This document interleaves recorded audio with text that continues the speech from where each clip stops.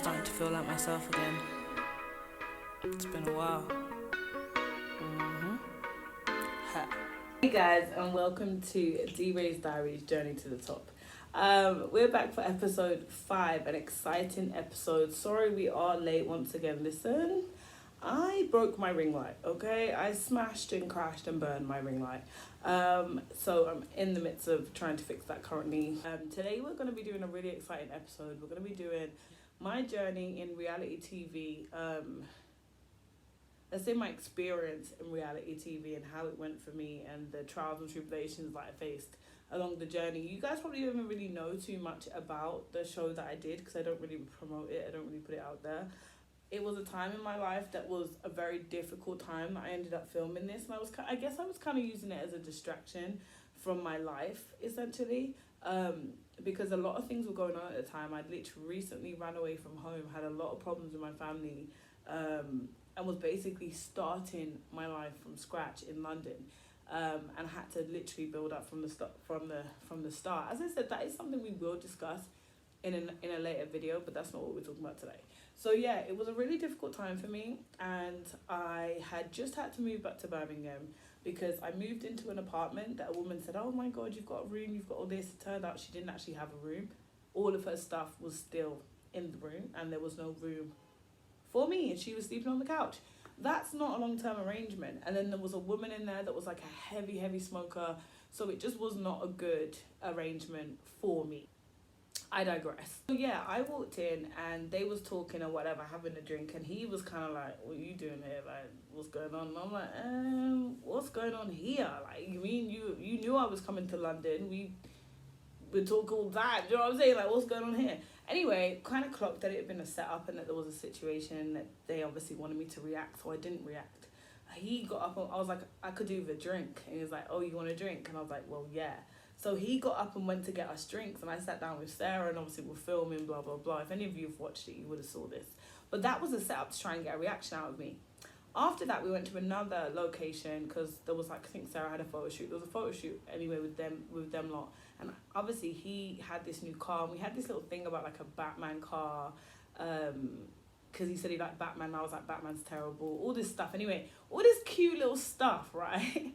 So when we're in the whip and stuff, he's saying like, you know, he had feelings, and like he did have someone he was talking to, right? He did have a girl that he was talking to, but he said he wasn't really taking that serious, and like she said she loved him, he didn't really say it back, something like that. I can't really remember exactly the topic of the conversation, but he was basically saying that situation was washed.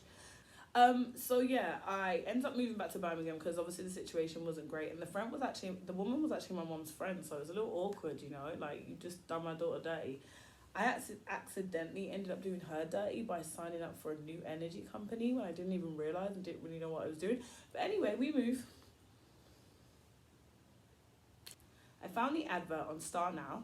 Went on Star Now, applied for it. It was just an advert for like a reality TV show. And obviously at the time I was doing a lot of TV, extra stuff, a lot of work. So it just kind of made sense for me to do this as well. Applied for it. I got an interview. We had a little face-to-face audition. It was pitched as it was meant to be a Channel 4 program. So obviously, as you can imagine, we're quite excited. Everybody that's taking part is quite excited for this brand new English reality TV show. I'm not sure if I'm going to tell you guys the name of it, honestly, because I just don't want to give them any promo at all. I don't want you guys to go watch it. Anyway, we had the auditions. I was just being myself. I didn't really have any game plan or any way to kind of be on there other than just myself.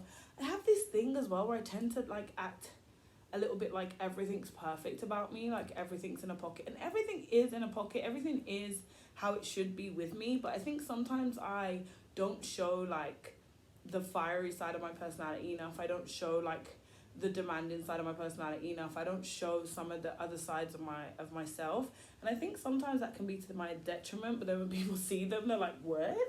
Because they didn't know it was there.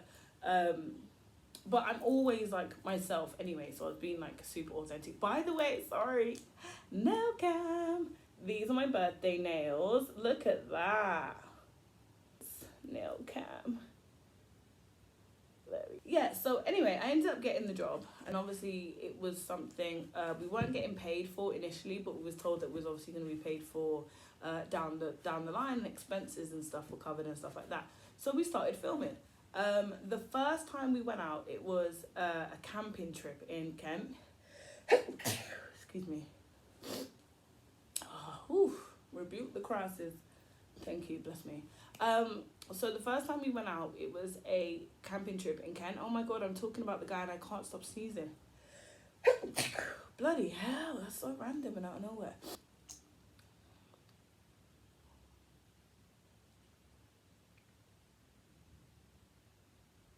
Totally just realised I was filming this video without my lip gloss on. Had to put that lip gloss straight on. I just put like gloss on but didn't actually put my actual lip gloss on. Like, how embarrassing. Anyway, moving on. Filming the first scene in Kent. We were doing like a camping trip. Now, you tell me, like 20 black people camping. A lot of us first time campers. Not me, I'd camped a lot before, but a lot of people first time campers walking around the woods in Kent just trying to make it work.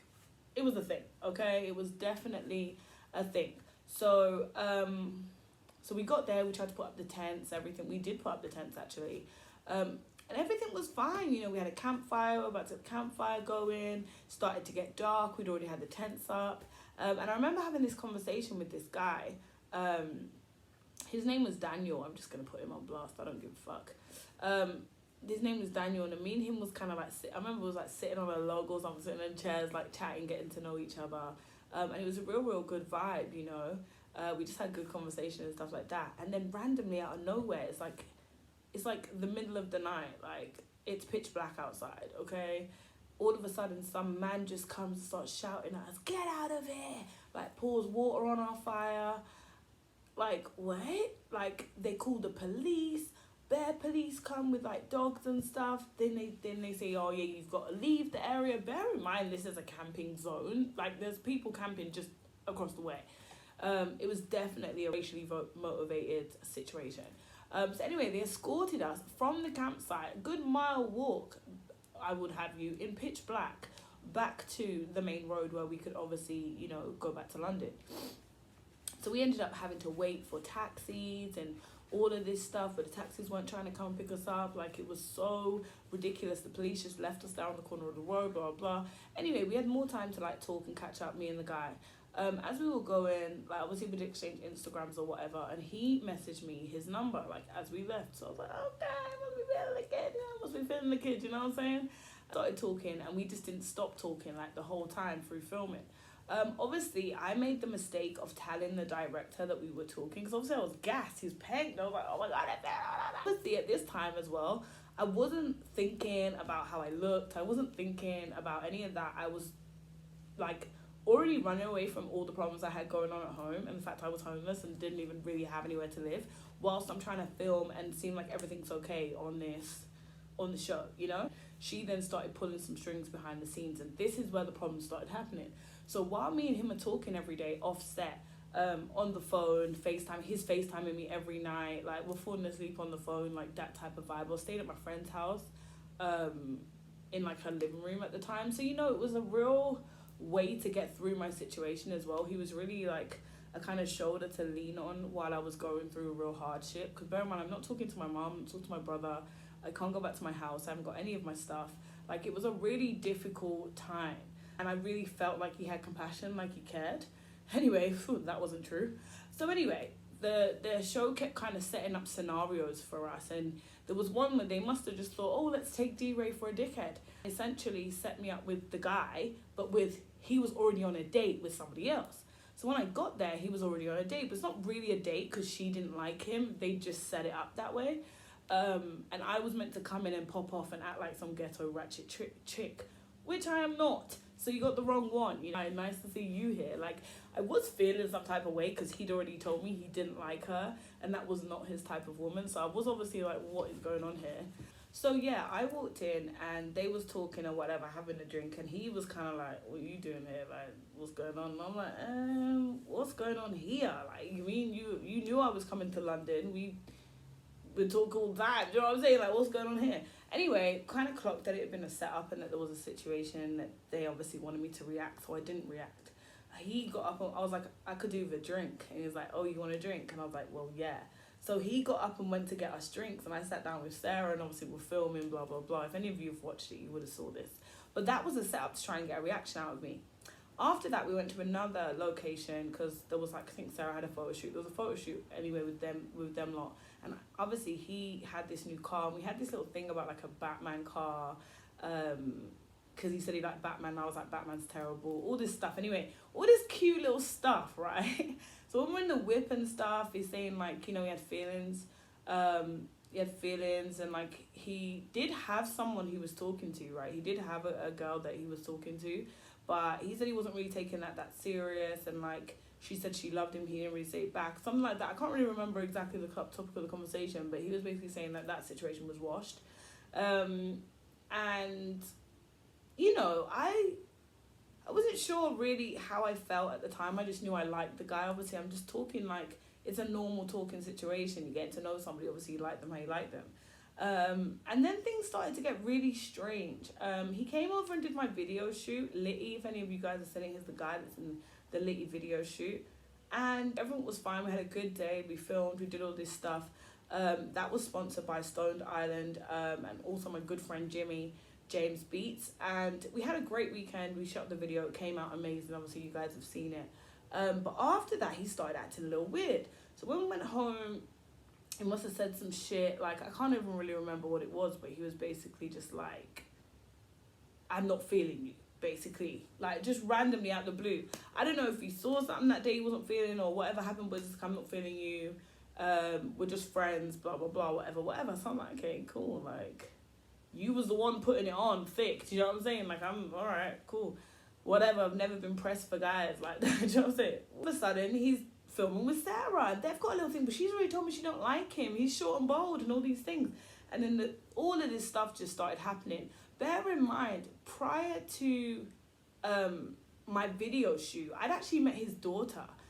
We had like a whole little picnic in the scene. I'd met his daughter, and we had like a whole little bonding moment, and we talk about kids often. Like he'd even talked about moving to Birmingham with me, and like us finding a place in Birmingham. Like, oh, I'm not fucking deluded. Like I kept these texts and images. Like I have receipts, right, of him FaceTiming me when he was in Zante. Like, why are you thinking about me when you're in Zante with all these other women? He was a security guard, so we used to do little like tours like that and stuff like that.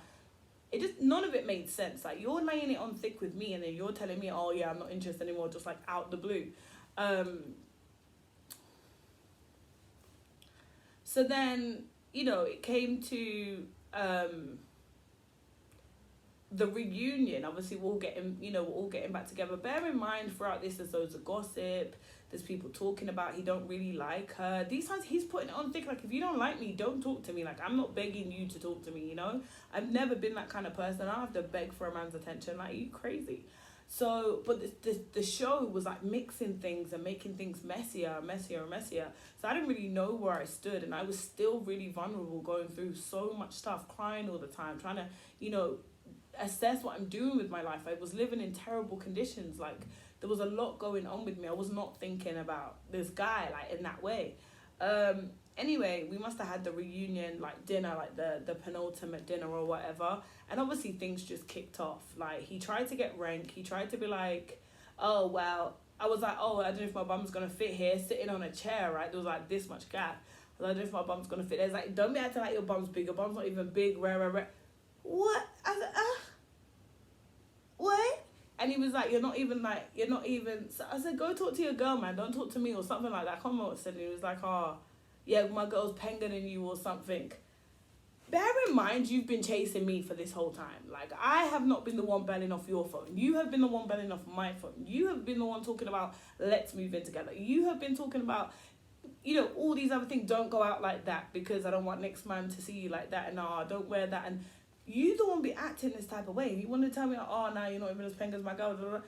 Your girl. Since when was she your girl when you're calling my phone every single day? What time? When did she have time to be your girl? Anyway, you know what I'm saying? When did she have time to be your girlfriend? So I threw a drink on him. By the way, never done that before, but I was like, fuck it. It's reality TV. Nothing ain't gonna happen. Threw the drink on him. Obviously, he threw one back at me, and I just lost it. And we just started, like, I was trying to tussle. This is like the same height as me, dog. Like, come on. Short thing. Anyway, yeah, it's not the same height as me, so it wasn't a thing. It was like 6 man trying to hold me back, and I'm like, yo, I trying to get his ass, because I'm just like, the disrespect, like, of you is just phenomenal. All these guys trying to hold, big hench guys, you know, trying to hold me back, and I'm blowing through them, because I'm saying, nah. One thing I can't stand is disrespect. You could do anything. You could do anything, but do not disrespect me. Like, it's just not something you could do, because at the time as well, considering everything I had going on, I just lost it. And I wouldn't do that now. Like, I don't, putting my hands on people is not really an option for me at this stage in my life. I'm just above that, and I just haven't got time for any of that kind of stuff. I mean, if you come for me, I'm gonna come for you. There's no debate in that. But that's not what we're talking about. So obviously, everyone's holding me back. I've gone downstairs, trying to calm down. He's come outside. I think it must have been like, yeah, bring him outside. He's come outside. He started going, you're ugly, you're this, you're that, insulting me. Look at your face, look at your teeth, all this, blah, blah, blah, blah, blah.